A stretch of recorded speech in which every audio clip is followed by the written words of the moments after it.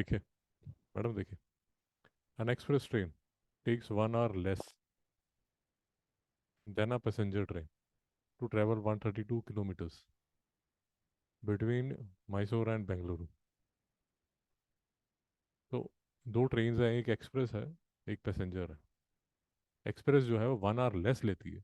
अगर 1 our less लेती है तो इसकी जो स्पीड है वो ज़्यादा होगी। ठीक है ना? Distance 132 kilometre.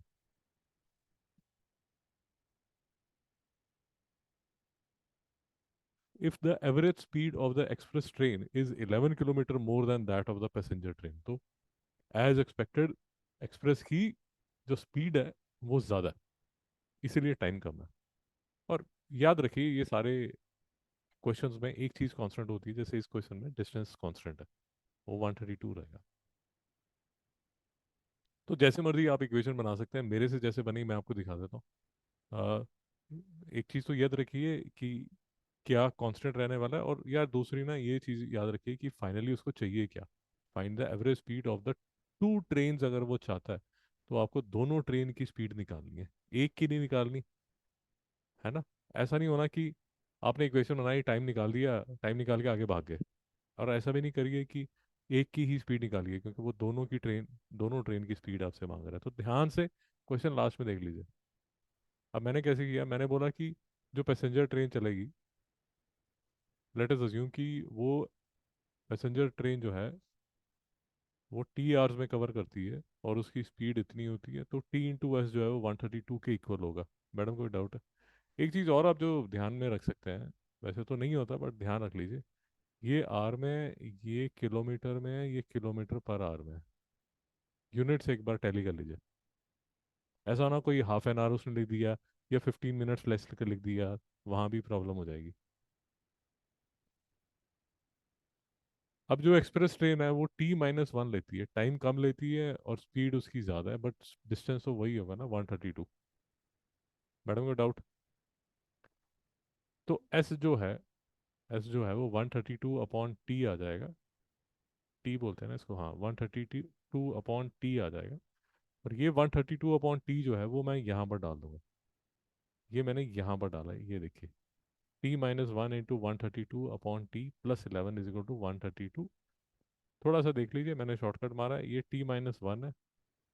यहाँ एलसीएम लिया जाएगा 132 प्लस 11 टी, और इसके नीचे का ये वाला जो टी था वो मैं ले जाऊंगा यहाँ पर 132 की साइड में। मेरी बात समझ में आई नहीं आई? अरे 2 मिनट लगाइए, मैं इसको, जी जी मैं इसको ठीक कर देता हूँ, क्योंकि कुछ आगे भी गड़बड़ हो गई है, तो ये एनीवेज आपको समझाना ही पड़ेगा।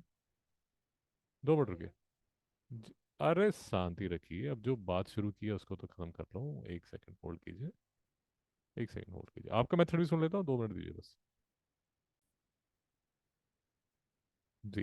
तो अब मैंने गलती ठीक कर दी। ये टी देखिए, ये टी आ गया LCM 132 plus 11 t is equal to 132। ये मैं आपको बता रहा था, ये वाला जो टी है ये अब इस साइड चला जाएगा, तो ये 132 यहाँ पर आ गया। अब इसको थोड़ा ध्यान से खोलेंगे तो ये यहाँ 132 टी जो है और ये वाला 132 टी, ये कैंसिल हो जाएगा। तो इक्वेशन आएगी 11 T square minus 132 minus 11 T, जो मैंने यहाँ लिखा है।